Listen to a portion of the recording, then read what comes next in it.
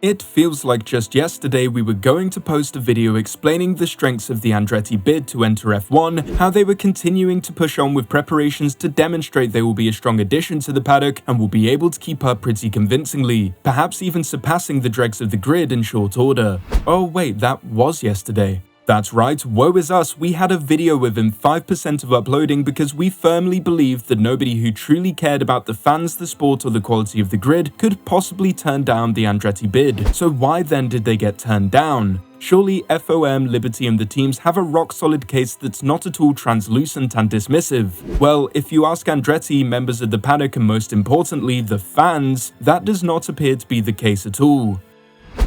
Want to know why the Andretti bid got rejected? If you want to believe the reasoning, feel free, but we think it's a load of hogwash. And stick around because some members of the paddock think Andretti is going to hit back hard. So Andretti got rejected. As much as we were hoping to see an 11th team duke it out on the grid, we can't say it's all that surprising as the aspirants had only been given the green light by the FIA, and we know just how much the teams and Liberty appreciate their input. From the start, both parties have made their thoughts on the matter clear in a cacophony of genuine concerns, greed, and falsehoods, all reaching their crescendo yesterday, resulting in this statement.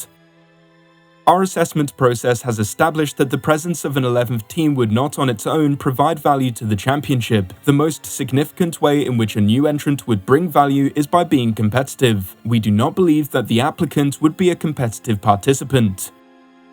You know, despite the complex they're building, the pedigree of the team in other championships, which they've won by the way, the building of a staff of ambitious and experienced engineers, the tabled deal with Renault to supply engines so the team can be fully up to speed by the time General Motors enters the sport, something they're only doing because they believe in Andretti's bid, as well as the mountain of other reasons to believe they'll be a force from the start, I think F1 might be onto something here. They'd go on to say, the addition of an 11th team would place an operational burden on the race promoters, would subject some of them to significant costs, and would reduce the technical, operational, and commercial spaces of other competitors.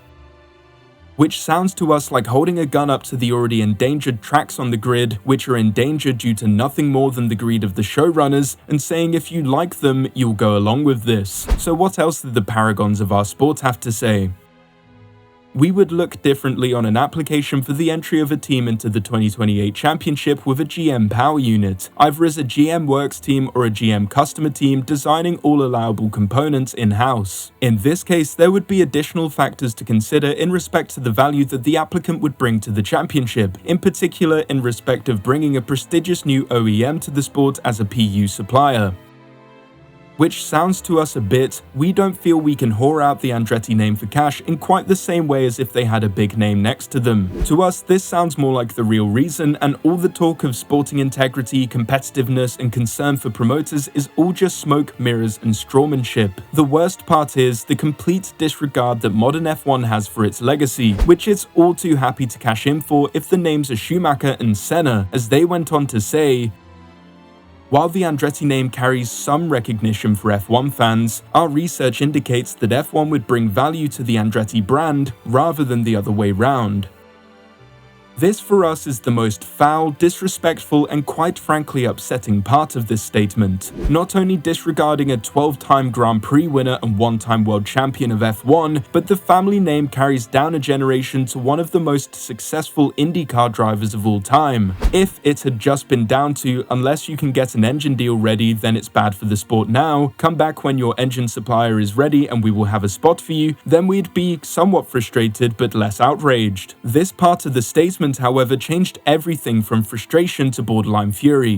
World champion, 12-time Grand Prix winner, and recent target of character assassination Mario Andretti had this brief and heartbreaking statement. I'm devastated. I won't say anything else because I can't find any other words besides devastated. While obviously the implications of the statement are disgraceful in regards to the treatment of the sport's past champions, which surely must be disheartening for the other drivers to see, it's best we focus on the here and now and look at what the younger legend of racing, Michael Andretti, had to say, as the Andretti team put out this statement in response to the news.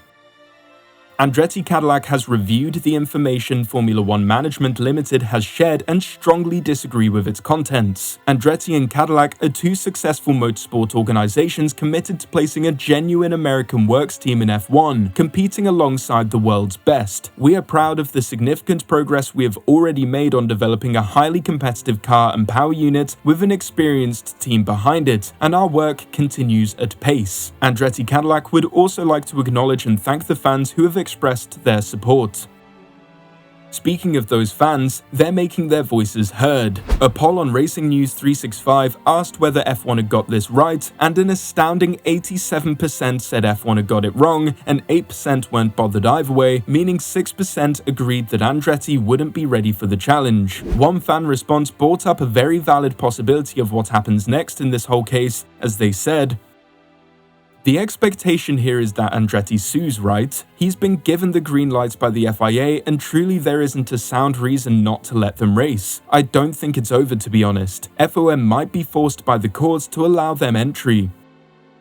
And yeah, that does sound about right. Andretti has gone about every other aspect of their application in a truly American way, and what could be more American than litigation and taking it to the courts? After all, they have the backing of the FIA, the fans, and have demonstrated a willingness to compete, bringing engineering talent, creating wind tunnel models, and finding both short-term and long-term engine partners in Renault and GM. We don't think that Andretti will go off quietly into the night and wait for rejection again in a few years' time, and Martin Brundle agrees with this. Another interesting thing that Martin sees coming actually runs deeper than this, as he is predicting this will be the spark that truly lights up a civil war at the top of the competition.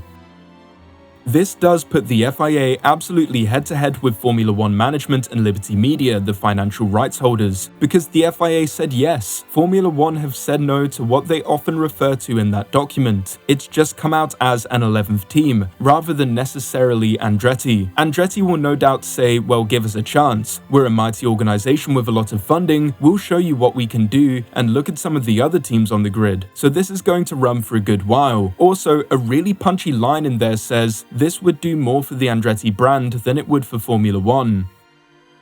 As sad as it would be for the Andretti bid to be dwarfed by infighting that has been heating up for years, that is, however, what will likely happen. The Andretti bid will not just disappear, as they have made it clear that they are going to push on with preparations regardless, likely while still winning championships in other disciplines. This by no means will be an issue resolved in the short term, and will likely pound on even past Andretti being accepted into Formula One if that ever happens. Now, they will likely enter with a grudge to settle due to the nature of the statement released by F1 alongside their constant rebuffing of the aspirants, pushing them to prove the paddock wrong and hit the ground running hard, which would make for one hell of a storyline in the ever-expanding tapestry of the sport. Regardless of how this ends, it won't be for some time, but we can expect some pretty dramatic revelations and some pretty dirty fighting both in the media and behind the scenes if the recent statements are anything to go by. While we'd rather Andretti be on the grid as soon as possible, I guess watching it all burn before our eyes makes a pretty good runner-up in entertainment value for the meantime.